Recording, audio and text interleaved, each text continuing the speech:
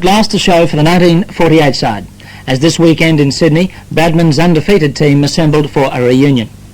The name of the team members reads like an honour roll in Australian cricket. Bradman, Hassett, Barnes, Brown, Hammonds, Harvey, Johnson, Johnston, Lindwall, Loxton, Miller, Morris, McCool, Ring, Saggers, Talon and Toshak. Overall, the team played 34 matches, winning 25 and drawing 9, and they didn't lose a game. They also won 4 of the 5 test matches. 16 of those wins were by an innings, and there were 20 occasions when they scored over 400 in an innings, including a remarkable score of 721 in a day against Essex. Lindsay Hassett was vice-captain under the great Don Bradman. It was remarkable the number of games that were finished in 2 days, or a shade over 2 days, and it really was part and parcel of the idea of the players that the more rest days they had, the better, and they would go out to win their games and win them quickly. And they did it very efficiently. It really was remarkable the number of, or the run rate that was achieved on that tour. There was only one occasion when the Australian team looked like being beaten. We were most definitely in danger of being beaten in the match against Yorkshire in the early part of the tour. And Bradman wasn't playing, and this is, maybe the story's been told before, but it is true because I was captain. And we had to make, not very many, 60 odd in the last innings, but I think we were something like 6 for 30, something like that. And it was getting darker and darker, and it really was terribly dark. Under normal circumstances, the umpires on an appeal most certainly would have given the appeal.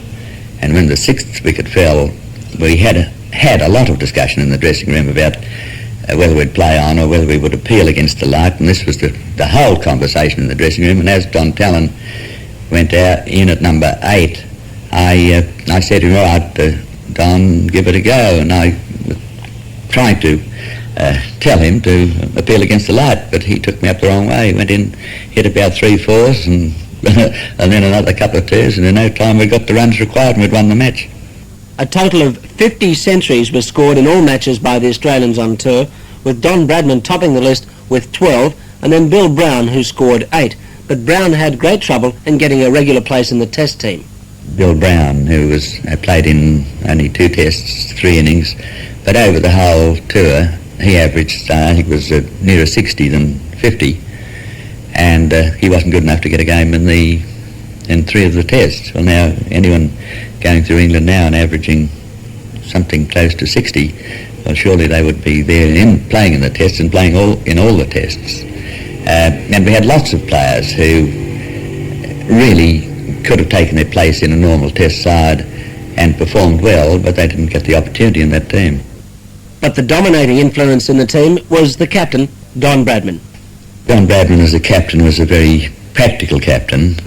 You knew that he wasn't going to make mistakes, and of course he also had in his mind an idea that when you went into bat, if possible you would try and get on top of the bowling, and he could do this at that time of his career, and it encouraged other batsmen to try to do the same thing, and the result was that the runs were scored not only in large quantities, but they were scored pretty quickly. Following comfortable victories in the first 2 tests and a draw in the 3rd match at Manchester, Australia went to Leeds for the 4th test.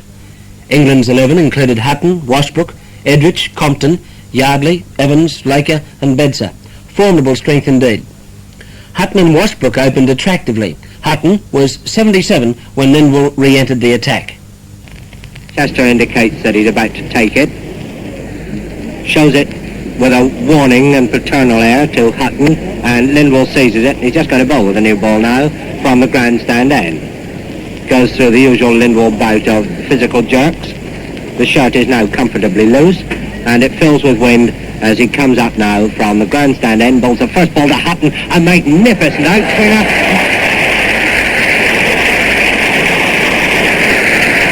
Hit for 4.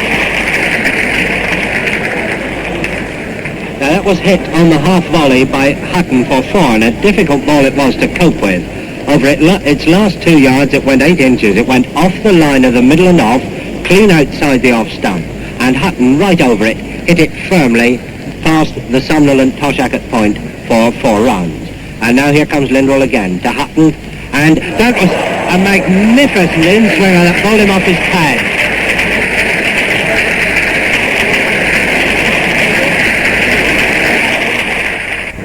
Now Miller is about to bowl to Yardley. And Yardley he's bowled. All out. England are all out. 496.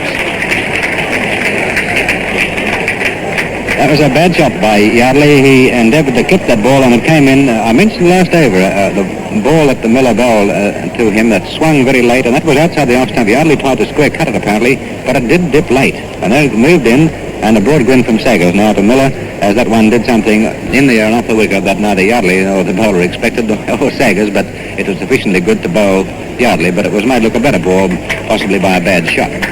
But Yardley, no doubt, his intent there was to last man in to try and force runs, and was going to have a crack at everything. But now England are all out for 496. England all out, 496, and it's not as healthy a score as I anticipated might after the start this morning, but nevertheless it's still a very good one, and it's going to be hard for Australia to pull this game out and win it from here. But I'm still not prepared to say, although John Arlott doesn't agree with me. He says that England can't lose. I think that you never know in a game of cricket. The century makers for England were Washbrook 143 and Edrich 111. Australia's reply began badly. They asked Morris for 6, but Bradman was in superb form. One of these days I am convinced Edrich will burst on the way to the crease. As it is, he merely explodes when he gets there. It's an amazing action. He leans forward, goes up onto tiptoes, and gradually with a heel-swung gallop, he flings that one down at Bradman, and it moved in the air. It was over-pitched, but Bradman had to come late down on it to play it. Very late indeed.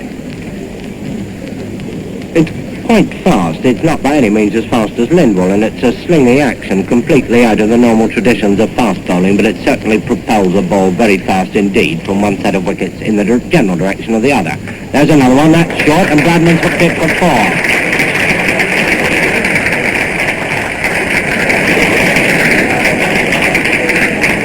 That is fielded by a gentleman in a grey suit whose return to the wicket is not at all accurate. And at this juncture, Edrich decides that perhaps at least a forward short leg is something of a luxury, and waves him back as deep as the umpire, where he's forced to borrow Pollard's cap. That's Cranston. Pollard remains short. Cranston can't get Pollard's cap on. Edrich bowls to Bradman. He hooks him for another 4. 4 to square leg. 2 hooks for 4. Of consecutive bowls, and they're Bradman hooks. They're not lifted. He rolls the wrist as he plays the stroke, and the ball goes out there like a flash all along the ground. Now Cranston, capless, is retreating into the country on the leg side. Not too far, but behind the square leg umpire. And Pollard, with his cap back, also retreats, but only about 2 yards. And Edrich comes up now and bowls again to Bradman. A full toss on his hips, glided away on the leg side. They take 1, they take 2, it's bounced out of Hutton's hands over the boundary for 4, giving Bradman 3 fours off this Edrich over. However, Bradman was bowled by Pollard for 33, and Australia slumped to 3 for 68. The innings was revived by Miller, Loxton and Neil Harvey, Harvey playing his first test. Laker to Harvey, Harvey having looked round at the field. Harvey 99, and here's this ball. Laker to Harvey. He drives in, they take the single, and he's got it. Harvey made 112, and Australia totalled 458. Bedser captured 5 wickets for 92. England's second innings ran 5 minutes into the final day. Hutton, Washbrook, Compton and Edrich all made half-centuries, contributing to the declared score of 8 for 365. Australia's target was 404 in 345 minutes. Were they confident of victory? Just from memory, I would say that the idea was to try and get a start, first of all, and just see how we went. And I do remember that halfway through that innings, we were going just a little bit behind the clock. It looked as though it was just not on that we would get the runs. And we seemed to get a break when Norman Yardley decided to bring on Len Hutton to perhaps make the batsman take a few more risks. And Hutton, his first over I think was a maiden, in the 6 ball overs, the next 3 overs produced 30 runs, and that seemed to give the innings fresh impetus, and from then on it just didn't look like stopping. Now his leg of bowling again to Bradman, Bradman 99, and then he pushes that one very carefully to short leg. That one was a turner as well. Bradman looking a little bit worried now. Incidentally, we assume that he had cramp when about an hour ago, I think it was an hour ago, he was holding his side rather painfully. We assume he hasn't strained anything because he doesn't seem in any trouble now. But he's made 99, his leg of bowling trim. This is a better short one, this is 100.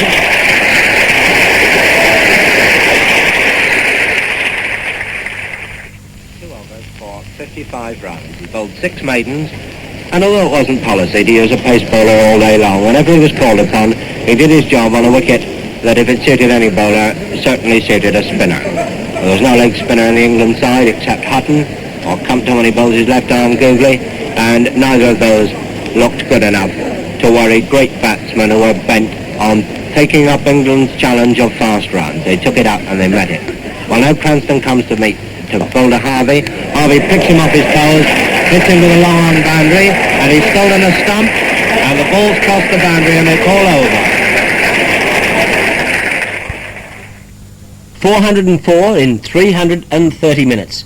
Morris 182, Bradman 173 not out. And for the last word on the great 1948 side, 31 years later, here is Don Bradman. I believe the members of the 1948 side greatly valued the honour of representing their country in sport, as so many of them had done in war.